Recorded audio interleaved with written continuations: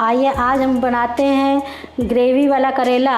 करेले तो अभी तक आपने बहुत खाए होंगे, भरवा या काट के बनाए होंगे, लेकिन इस तरीके का ग्रेवी वाला करेला शायद ही बनाया हो।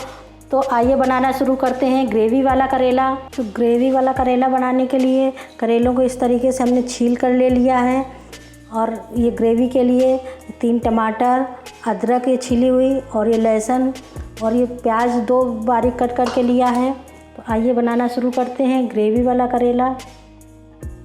इसके लिए लेंगे एक प्रेशर कुकर और उसमें 1 कप पानी डालकर गरम हो जाने देते हैं।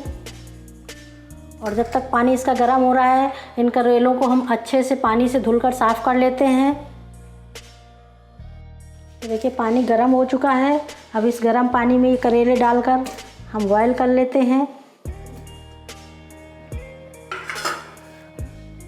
और इसका कड़वापन अच्छे से निकल सके उसके लिए हम इसमें आधा चम्मच नमक डाल देते हैं।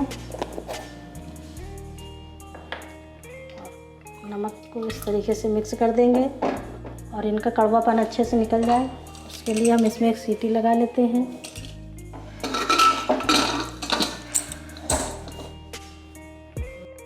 देखिए 1 सीटी आने तक हमने इसको पका लिया है। अब गैस की फ्लेम को बंद कर देते हैं और इसको ठंडा हो जाने देते हैं। देखिए कुकर का प्रेशर ठंडा हो चुका है।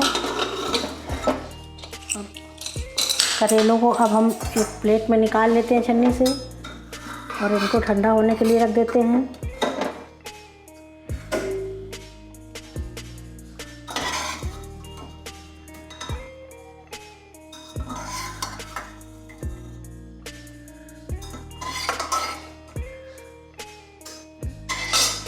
देखिए करेलों को अच्छे से ठंडा कर लेंगे। तो देखिए करेले अब हमारे ठंडे हो गए हैं। अब इनको हम कट करके इनके अंदर के सारे बीज इस तरीके से निकाल लेंगे। और अगर आपके करेले बड़े साइज़ में हैं तो आप उनको बीज से कट करके ले सकते हैं। मेरे करेले छोटे साइज़ में थे इसलिए हमने उसको कट नहीं किया था। आप 2-2 टुकड़ों में कट कर सकते हैं अगर करेले बड़े हों। इस तरीके से हम इनके सारे बीज निकाल लेंगे।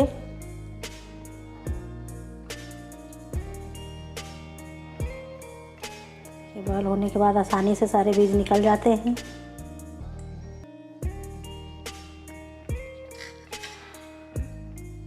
देखिए इन करेलों के हमने अंदर से सारे बीज निकाल लिए हैं। और अब ये बीज हम ये टमाटर पीस लेते हैं और उसके साथ ही ये बीज पीस देंगे।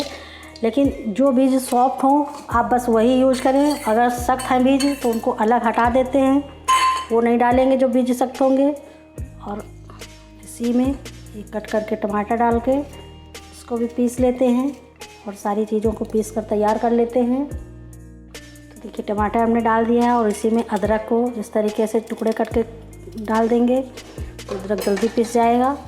और ये लहसुन ये भी इसी के साथ पीस देते हैं और सारी चीज़ों को पीस कर तैयार कर लेते हैं।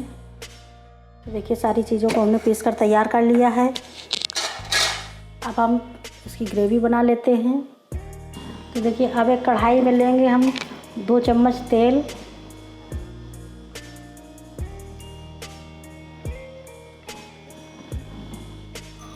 और तेल को अच्छे से गर्म हो जाने देते हैं।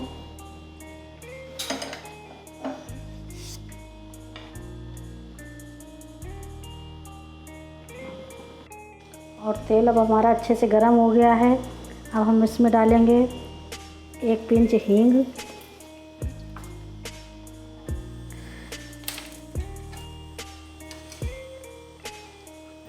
आधा चम्मच जीरा, और सौंफ आधा चम्मच।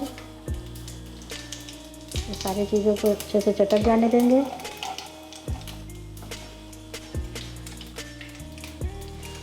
अब हम इसमें डाल देंगे प्याज।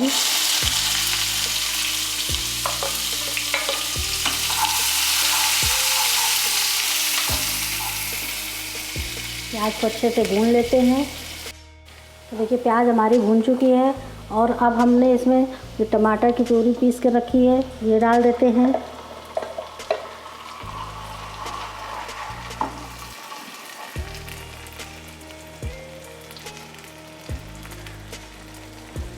देखिए पिसा हुआ टमाटर हमने डाल दिया है। अब इसी जार में थोड़ा सा पानी डालकर इसको भी डाल देते हैं ताकि ये जार ठीक से अच्छे से सारा टमाटर निकला इससे।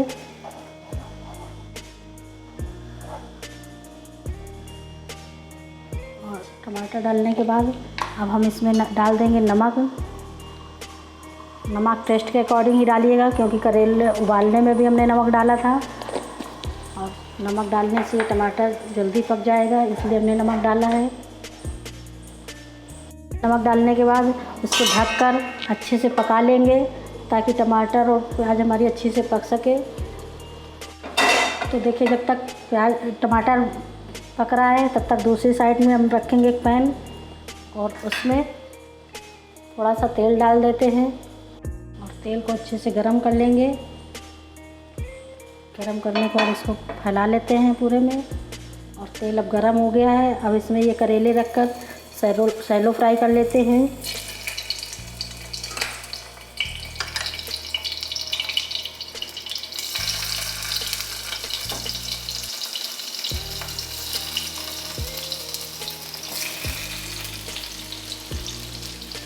देखिए इस तरीके से चलाते हुए करेलों को सैलो फ्राई कर लेंगे हम।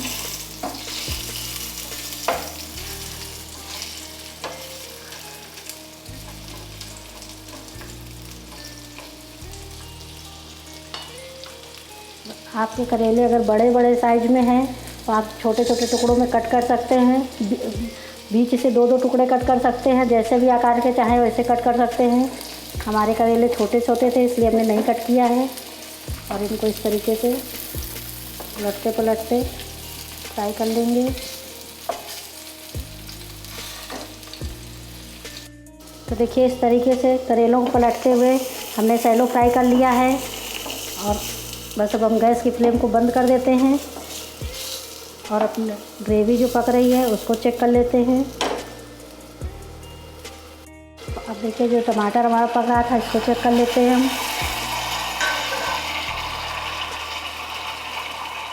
तो देखिए टमाटर हमारा काफ़ी गल चुका है और अब हम इसमें कुछ मसाले डाल देते हैं।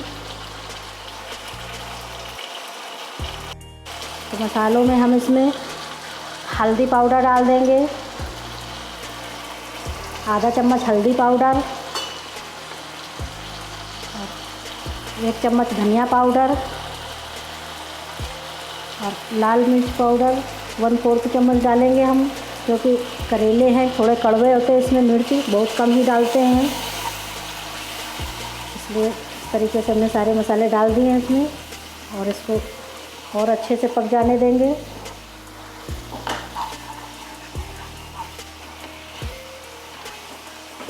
मसालों को किसी ग्रेवी के साथ भून लेते हैं। तो देखिए मसाला हमारा अच्छे से भुन गया है, तेल इसका बिल्कुल अलग होने लगा है। अब हम इसमें डालेंगे आधा चम्मच भुना जीरा पाउडर और लगभग 1 बड़े चम्मच हम इसमें आमचूर पाउडर डालेंगे, क्योंकि करेला तो कड़वा होता है, इसलिए उसको बैलेंस करने के लिए, क्योंकि टमाटर इतना ज़्यादा खट्टा नहीं है, इसलिए हमने इसमें 1.5 बड़े चम्मच आमचूर पाउडर डाला है। और इसको भी मिक्स कर लेंगे अच्छे से।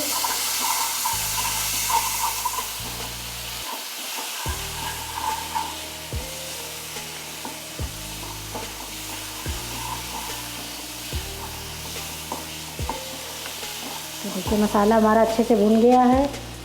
अब हम इसमें आधा कप पानी डाल देते हैं।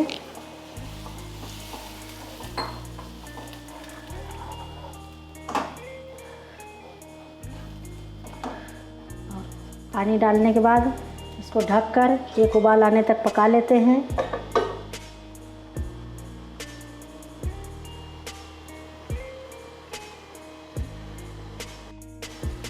तो देखिए 1 उबाल आने तक हमने इसको पका लिया है।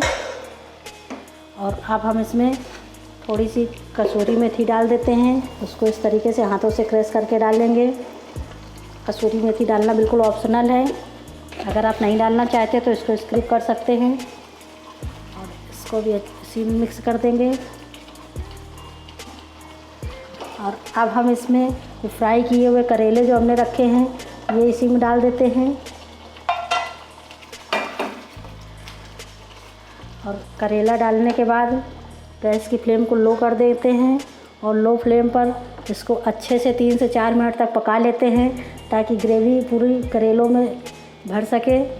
इसलिए इसको इस तरीके से ढककर 3 से 4 मिनट तक लो फ्लेम में पका लेते हैं। तो देखिए इन करेलों को ढककर हमने लगभग 4 मिनट तक के लिए पका लिया है। तो देखिए कितने अच्छे से पककर तैयार हो गए हैं ये करेले और गैस की फ्लेम को बंद कर देते हैं। तो देखिए ये सर्व करने के लिए तैयार हैं ग्रेवी वाले करेले। तो देखिए सर्व करने के लिए तैयार है ग्रेवी वाले करेले की सब्ज़ी। आप इसको ज़रूर ट्राई कीजिएगा। आप यकीन मानिए कि ये बिल्कुल भी कड़वा नहीं लगेगा। अगर आपको यकीन नहीं होता है तो आप इसको बना कर देख लीजिए। जब ये कड़वा ना लगे, अच्छा लगे इसका टेस्ट, तभी आप कमेंट करिएगा।